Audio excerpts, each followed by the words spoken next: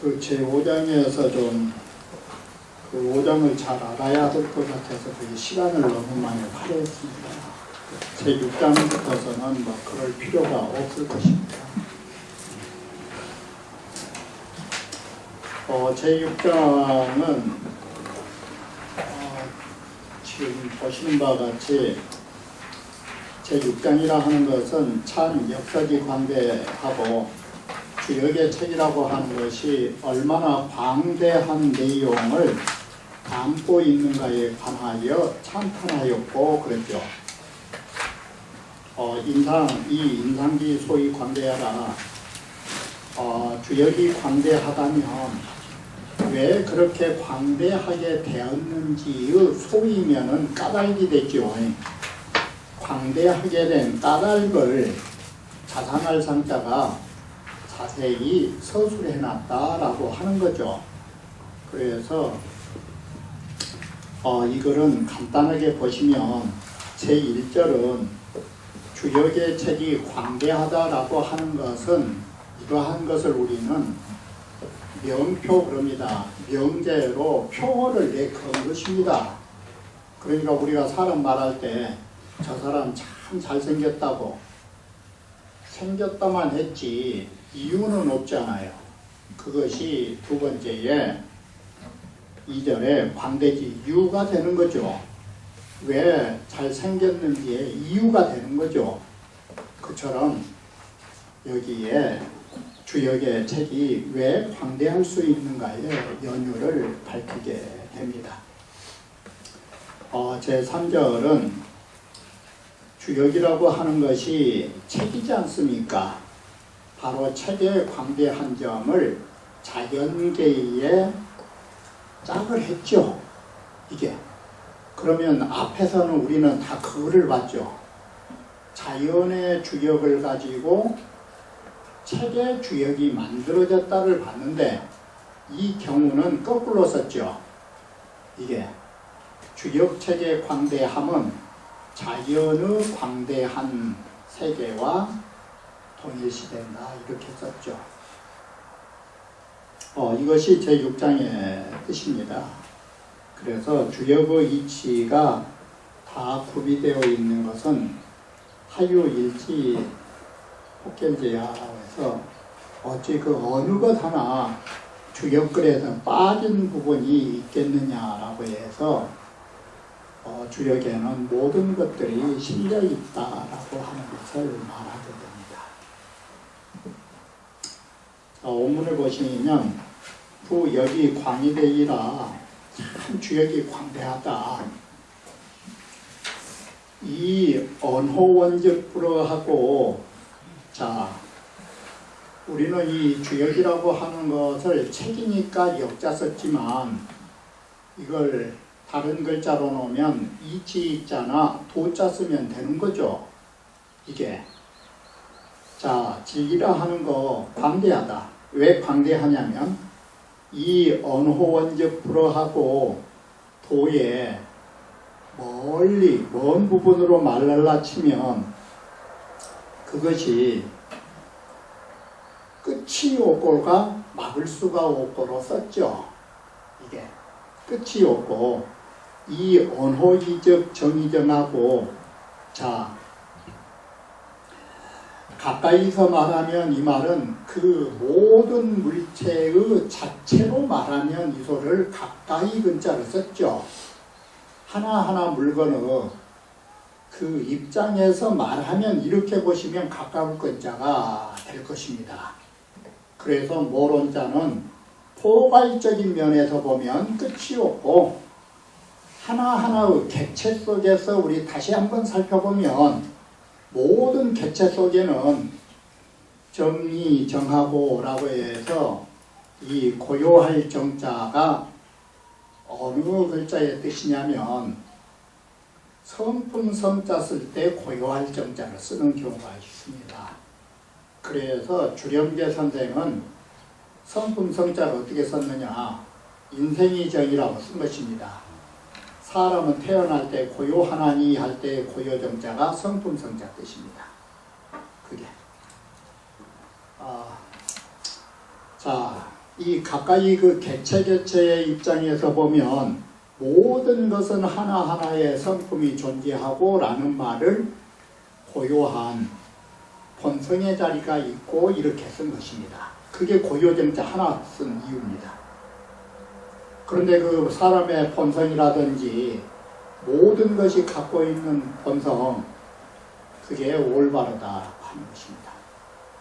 이게.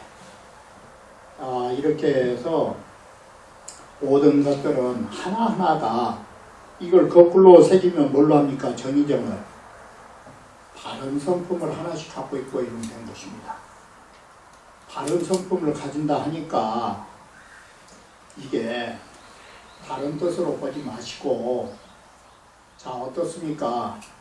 노란 꽃이 핀 것은 항상 노란 꽃이 피어나지요.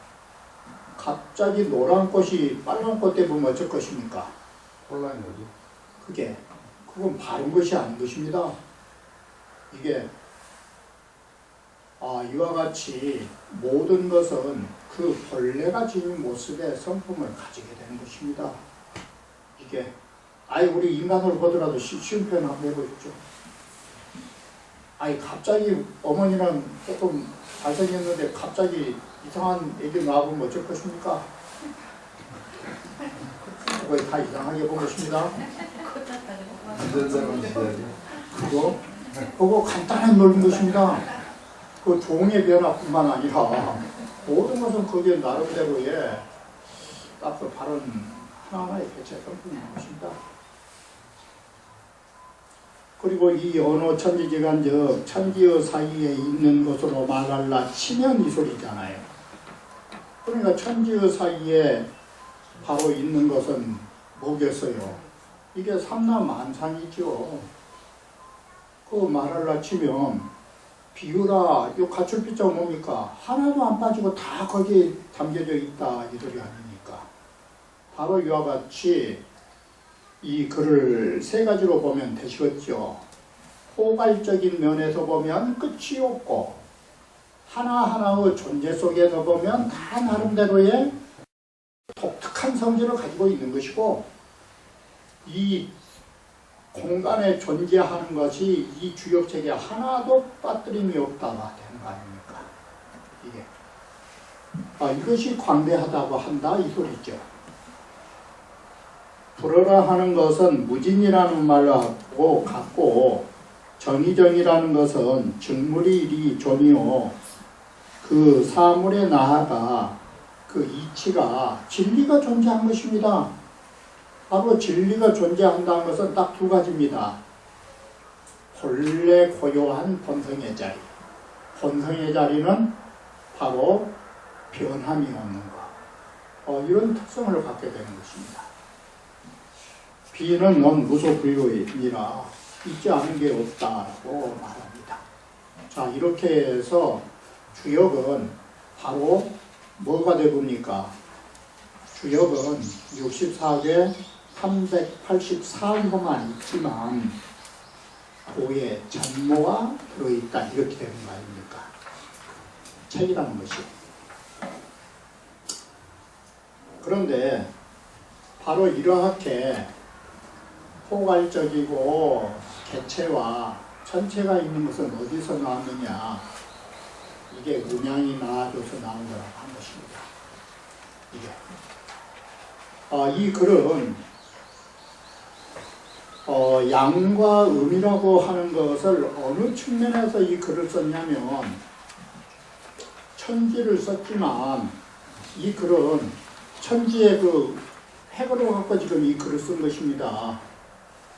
음핵하고 양핵 이 두 글자로 지금 이걸 글을 써놓은 것입니다. 이게 건괴고 이게 음효를 가지고 건거져가는 것입니다. 그런데 이 글은 제가 언젠가 말씀드렸듯이 저게 세계 최초의 구호이자 남녀의 성기라고 그랬잖아요. 이 글은 사실은 남녀 성기를 쓴 것입니다. 이게. 그래서 여기 녹음도 되고 그러니까 말하기가 좀 그렇지만 그냥 경험상 보시면 아실 것입니다. 이것은 바로 부거는 기정이야 전화부에서 바로 여기에 딱 봐보십시오. 동정이 있거든요.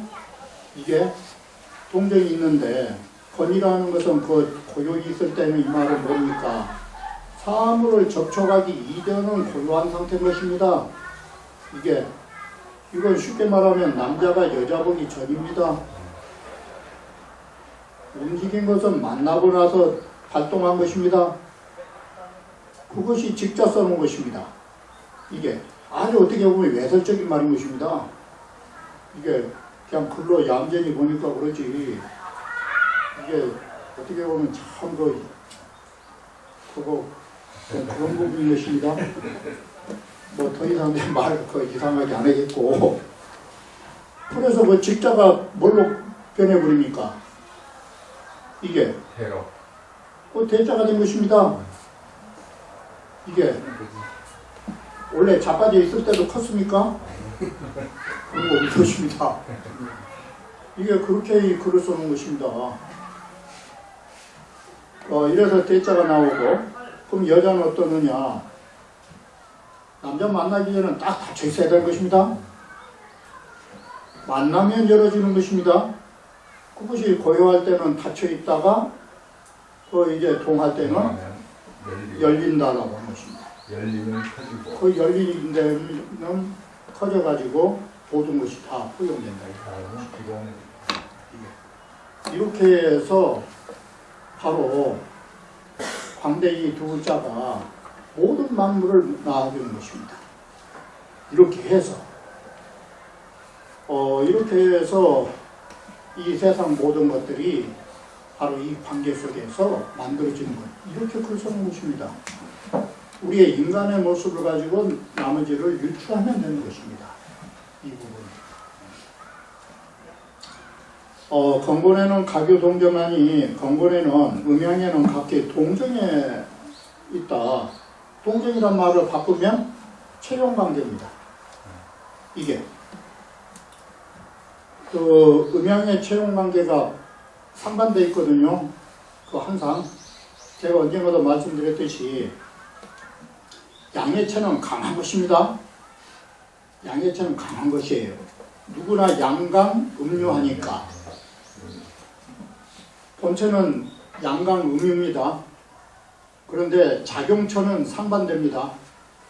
양은 강하기 때문에 봄하고 여름 날씨 어떻습니까? 아주 온유한 것입니다. 그런데 반대로 음은 약하니까 용처가 어떻습니까? 가을, 겨울 날씨가 그 부드러운 날씨입니까? 바로 이것이 사나운 여자 속성이 여기서 나온 것입니다. 본체가 약하다 보니까 작용처가 강하게 나온 것입니다. 이게 동정의 채용관계인 것입니다. 그래서 원래부터 나타날 만한 것들이 참 독한 것입니다. 원래 적은 사람들이 대체로 독한 이유가 그게 한죠. 그게 적자 생명은 없지만 그 채용관계가 상반된 느낌인 것입니다. 그래서 덩치가 막 사람 2개씩 된 사람들 다 뽐내고 그게 그 채용관계가 상반적인 작용을 일으킨다라고 보여줍니다. 어기사덕의 견지라 바로 이 4가지의 덕에서 볼 수 있다. 그래서 여기에 방금 앞서 말씀드린 정체의 동용이요 딱 그렇죠. 이게 정은 체고 동은 용인데 체가 있을 때는 만나기 전인 것입니다. 그래서 정별이 이 말은 고요할 때는 개별로 있을 때를 말한 것이고 이 소리인 것입니다. 그걸 동할 때는 서로 만나야 교합을 할 거 아닙니까? 이게 건은 일이시리라 건괴라고 하는 것은 바로 하나로서 이 말은 하나의 핵으로 그려졌잖아요. 그리고 꽉 차 있잖아요. 그래서 서로 이 질을 언이와 대요. 그래서 질로 보면 그걸 대라고 한다. 근데 권이라고 하는 것은 두 쪽이 붙어 있잖아요. 이게. 그리고 가운데가 비어 있잖아요. 네. 그래서 양쪽으로 말하면 바로 거기에 담을 수 있는 것이 드넓은 것이다. 이게. 자, 개 천지영은 수포 지지외로되 하늘의 형체는 비록 땅의 밖을 다 포괄하고 있지만 밖을 포괄하고 있지만 그 기운은 항상 어디 속에서 행합니까? 아, 하늘은 땅 속에서 행한 것입니다. 이게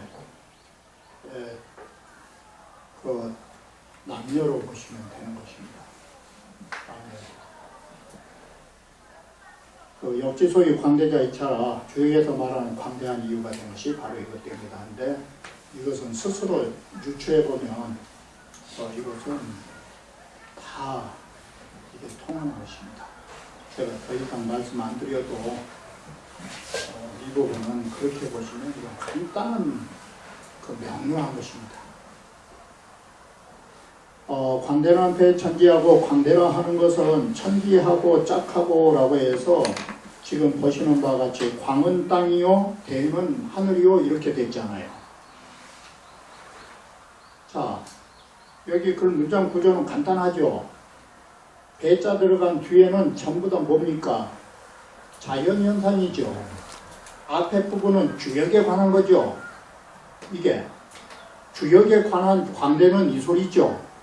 주역에서 말하는 광대는 자연의 천지에 짝해서 하나가 될 수 있고 주역에서 말하는 변통은 자연으로 보면 사계절하고 짝하고 주역에서 실려있는 음양의 의는 일호라고 짝하고 그걸 그렇게 보니까 이제 보이시죠?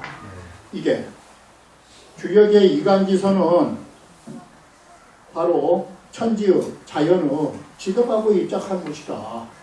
이게 바로 이래서 주자가 역지 광대 변통과 주역에서 말하는 광대 변통이라는 것과 여기서 온 그 주역에서 말한 음양지설 이간지덕을 배지 천지 인간을 천지와 인간 사이에다가 짝해보면 곧 이와 같은 바로 구조가 성립된다는 하는 것입니다.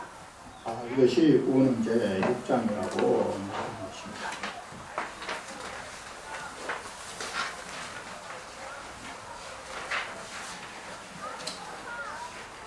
계사제 7장은 자 지금 그런 계산은 이와 같이 쭉 연결됩니다.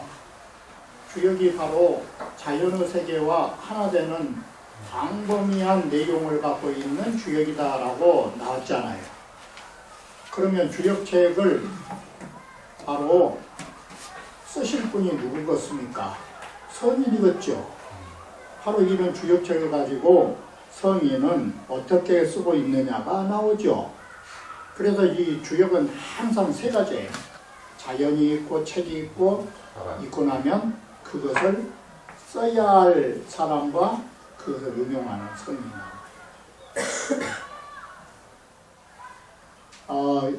계사상의 제7장은 성인의 용역지지로 성인이 바로 이러한 주역을 어떻게 지극히 사용하고 있는가를 말해준다. 이렇게 보시면 쉽겠죠. 이게. 그래서 제1절은 성인의 마음이라는 것은 자 어느 하나의 진리이든 체득하지 않은 것이 없다는 앞에 글에 뭐에 해당됩니까?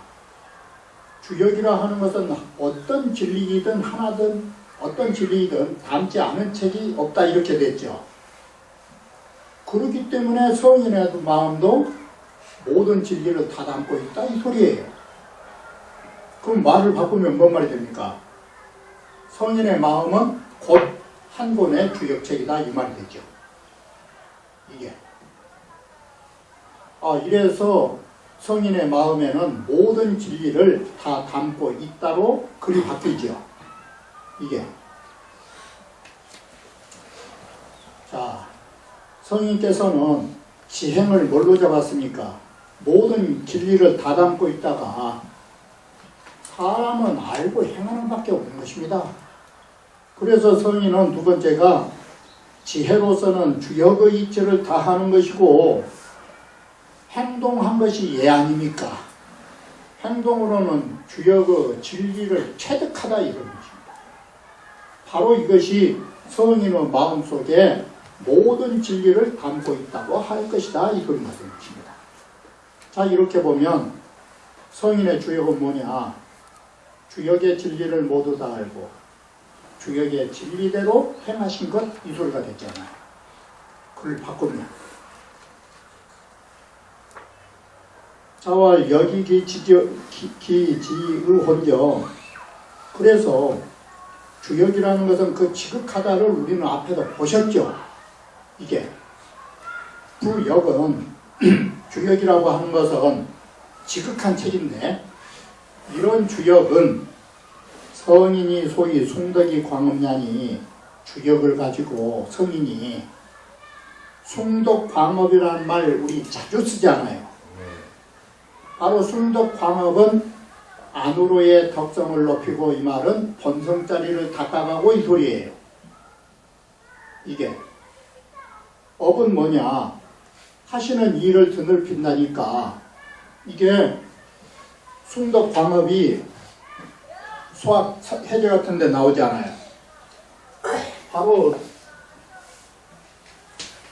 숭덕이라고 하는 것이 다른 게 아니에요. 성인의 덕성을 내면으로 함양하고 이 소리예요. 바깥으로는 뭘 하느냐? 성인의 사업을 하신 것이 숭덕광업이에요. 이게. 이렇게 해서 안팎으로 안으로의 덕성과 바깥으로 하신 일, 이게 안팎으로 겸비하신 거 아닙니까? 안팎으로. 이렇게 해서 숭덕광업을 하시니 지는 숨고 지혜는 바로 높고 행동하는 것은 낮으니 숭은 효천하고 이렇게 숭은 하늘의 진리를 본받은 것이요 낮은 것은 땅을 본받은 거라고. 그럼 여기에서도 그 구조가 어떻게 되는가 가만히 봐보세요. 주역책을 통해서 결국은 성인이 뭘로 가봅니까? 천지로 가죠. 바로 이것은 성인 자체가 주역이고 이런 책을 통해서 천지와 하나가 되는 것입니다. 바로 이것이 언제나 말하는 천역, 서역, 인역이 바로 삼위일체설을 이루는 것입니다. 이게 항상 머릿속에 나타난 것입니다.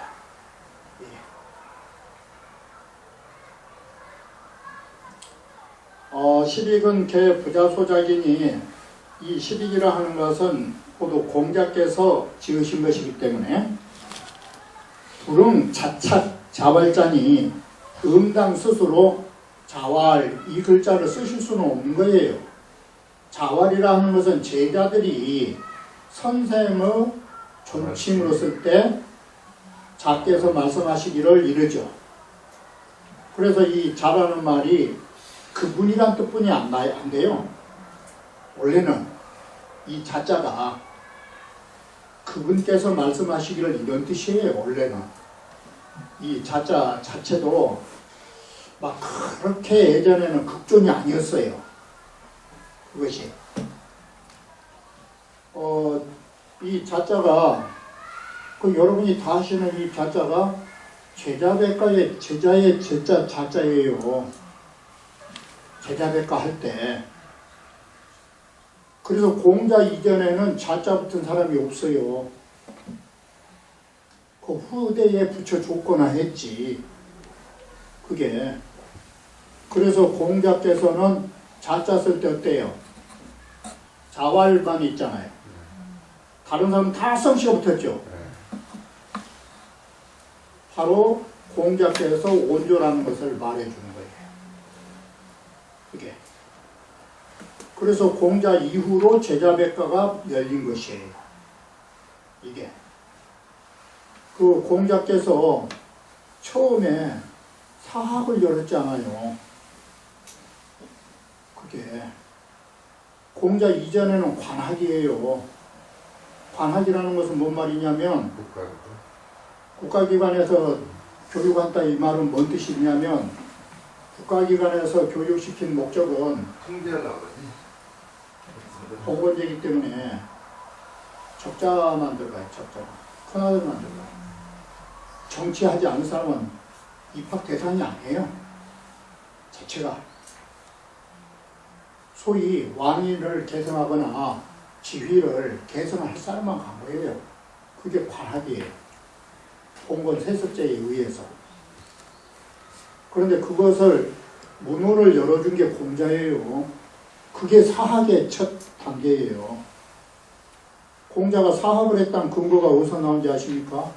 여러분이 너무 잘 아시는 논어에 자행속수 10마리 건포가 그게 학체예요.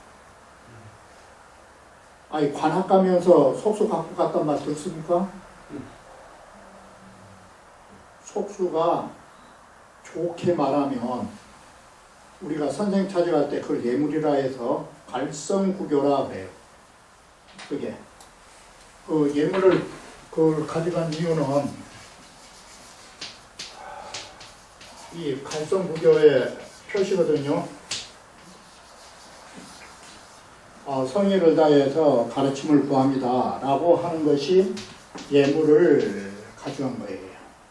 이게 바로 이 갈성구교에는 뭔 뜻이 담겨져 있느냐, 제가 진심으로 선생님을 모시겠습니다 이 뜻이 담겨져 있는 거예요. 이게 예물이라는 소개가 그 뜻이 담겨져 있는 거예요. 이렇게 해서 A의 측면에서 보면 분명히 갈성구교로 진실구공이란 말을 써요. 진심으로 공부를 구하겠다라는 것을 예물로 표현한 것이에요. 제가 백지 놀러 간 것이 아니라 앞으로 선생님 모시면서 정말로 열심히 공부해야겠다. 성의를 표한 게 예물이에요. 그러나 다른 측면에서 보면 저것은 학체예요. 저 학체를 받은 거라고요. 저것이. 그래서 공자가 관학에서는 학체를 안 받아요. 제자한테. 관청에서 얼굴을 받는 거지. 그게 사학하고 관학하고 근본적 차이예요. 그러니까 사학이 되다 보니까 봉건 세습하고 관련이 없잖아요. 그래서 관학은 노나라에서 세운 태학교가 있으면 송나라 사람 받아 주었습니까? 제나라 사람 받아 주었습니까? 노나라 사람 바꿨죠. 근데 공자는 사학이 되다 보니까 어떻게 돼요? 그래서 중국 천지에서 3,000명이 모아둔 거예요. 문호가 개방되니까. 그게 공자의 이왕 조금 공자의 평등교육이 뭐냐? 이 유교무류법이에요. 이 가르침을 두는 데는 교육에는 차별이 있을 수 없다. 누구든지 가르치겠다는 이게 교육의 평등화를 주시는 공자의 사상이에요. 유교의 무료라. 가르치면은 어떤 차별의 이유가 있을 수 없다. 어느 누구도 이게 차별이 있을 수 없다. 모든 건 다 가르치면. 이게 공자의 사상이에요. 그래서 제자들이 와가지고 선생님도 아니에요. 공자 당시의 선생은 부영뜻이에요. 논어에서 최초로 처음으로 선생 두 글자가 쓰여 있잖아요. 선생이란 두 글자가. 근데 거기는 부영을 선생이라고 쓴 거예요. 원래가. 선생의 첫째 단어는 부영이에요. 아버지요, 형이에요. 글자 그대로 먼저 나신 분이에요. 원래 선생 뜻이. 그게 선생 그 용어 자체가 스승 뜻이 없어요. 부형 뜻이지. 그런데 그것이 나중에 이제 아버님처럼 섬기는 그 용어로 바뀌면서 선생이란 말은 문자 바뀌었죠. 그게 존칭사가 되고. 공자 당시만 해도 선생이란 문자를 맹자에는 보여요. 맹자는 선생이란 말이 보인다. 그런데 공자 당시에는 제자들도 그분께서 이렇게 썼어요. 그래서 그분이라면 딱 알아요. 공자인지. 근데 공자 뒤로는 이제 사람들이 하도 그분이 많아져가지고 성을 안 붙이면 몰라요. 그래서 공자의 초기는 자활이에요. 그런데 공자의 글을 쓰면서도 전국시대에 나오면 공자활이 돼요. 그게. 공자 당시에는 공자를 쓰는 데는 딱 임금에게 귀천의 차별군이라고 임금 만날 때만 공자를 써요. 논어에. 그런데 논어가 그거에 한때 지어진 책이 아니거든요. 그래서 전국시대에 써진 책에는 공자활로 다 나와요. 전국시대의 풍토가 그러니까. 다 성씨 붙여갖고 그러니까. 그래서 그 다음에는 공자 한 거예요. 원래 자활이었다가. 제일 처음부터 성씨 붙인 게 없어요. 공자 당시에는. 그게. 이렇게 해서 보면 자활이라면 안 붙어야 돼. 하도 주의 많이 나가보면은 또 그러니까 그냥 또 공자 자자도 생각해 보시면. 이거 빨리 읽으려면 며칠 끝난대요.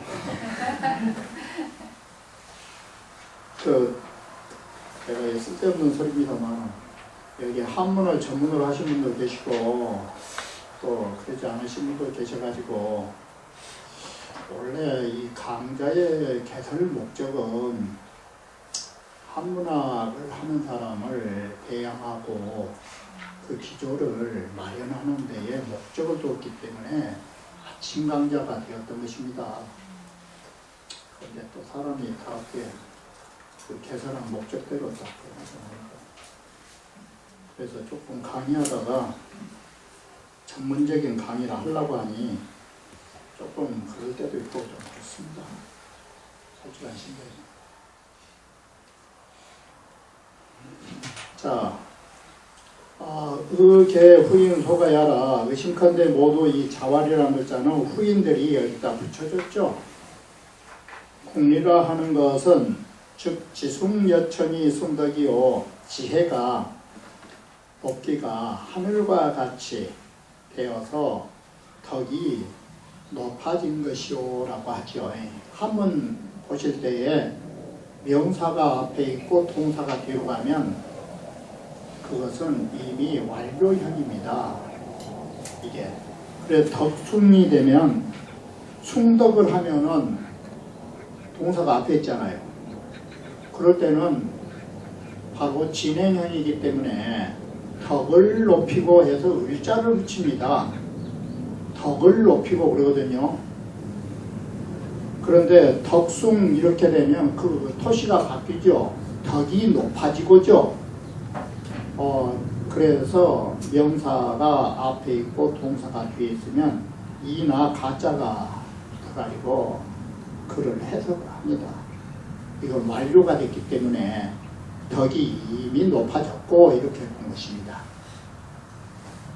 순리를 하면 애비 여지 애의 낮음이 땅과 같이 되어서 업이 여기도 그랬죠. 업을 광한 것이니까 아니고요. 업이 광대한 것이니 차기 취유욕 이것은 높고 낮다라는 그 비슷한 유형을 취한 것이고 우리 청탁은야라 또한 청탁으로서 말한 것입니다.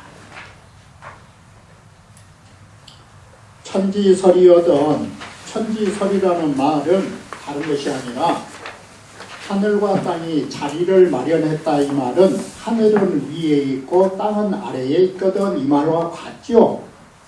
하늘과 땅 자리는 높낮이니까요. 그래서 하늘은 위에 있고 땅이 아래가 있으면 이 말은 뭔 말입니까? 이거 간단한 소리입니다. 제자리에 있는 거죠. 그래도 되시고 바로 우주가 창조된 이후에 이 소리인 것입니다.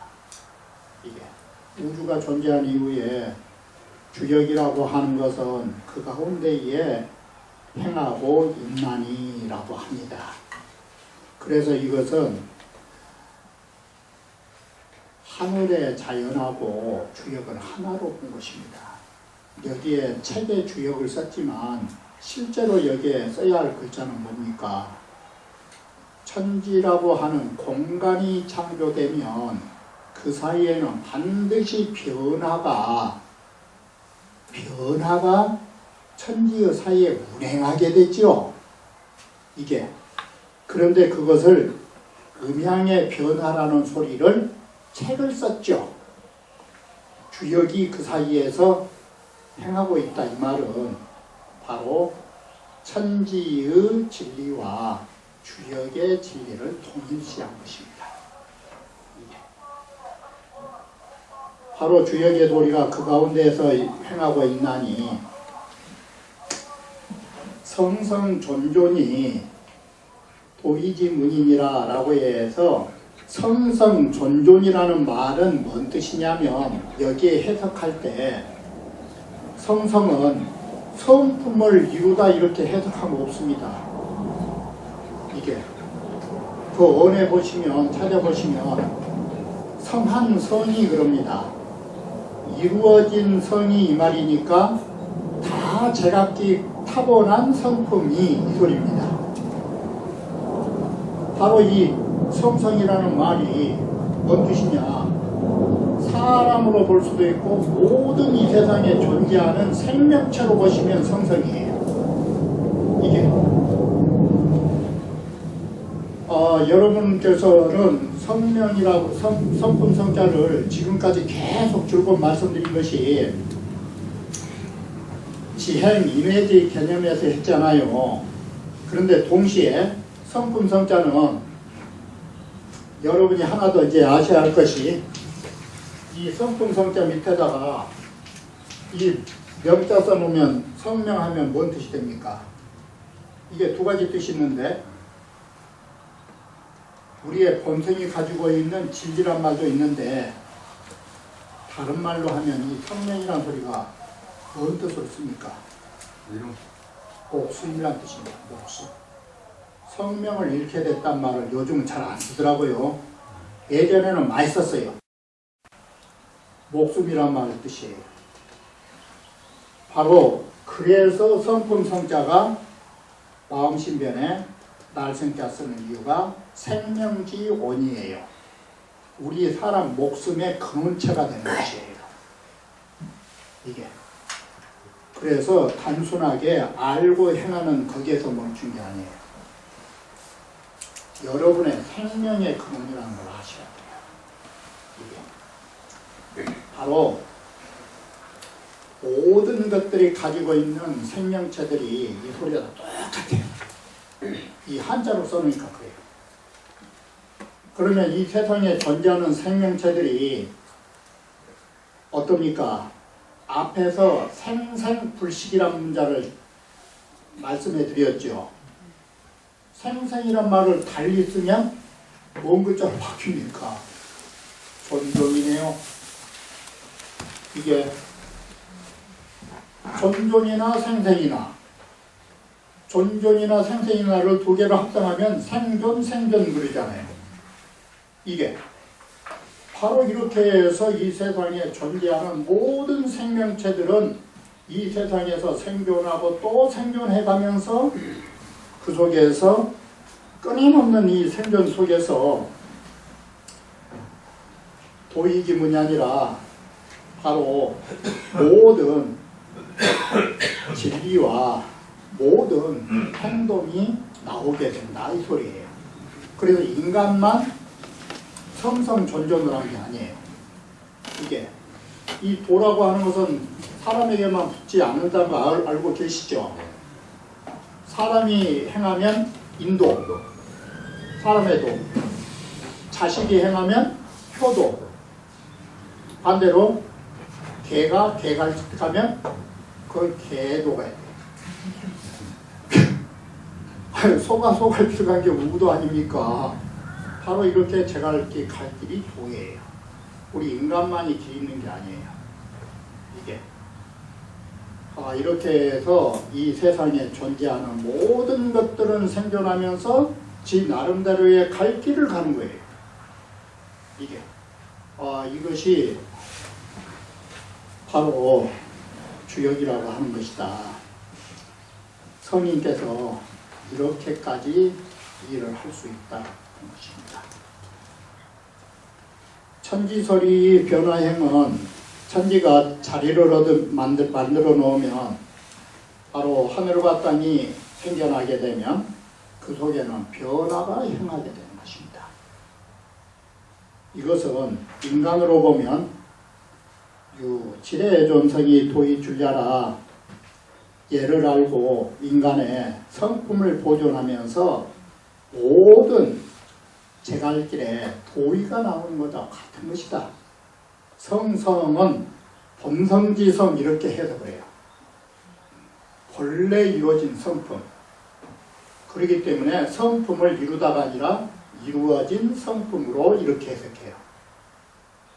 존존은 글자 그대로 존이 우존 뜻이에요. 존하고 또 존하고 생생뜻하고 같지요. 그러니 결국 불이지이라 그만두지 않는다라는 뜻이다. 이게 오늘 이제 7장이라고 합니다. 오늘 여기까지 하고 한 주 쉬셨다가 다음 주에 만나요. 수고하셨습니다. 수고하셨습니다.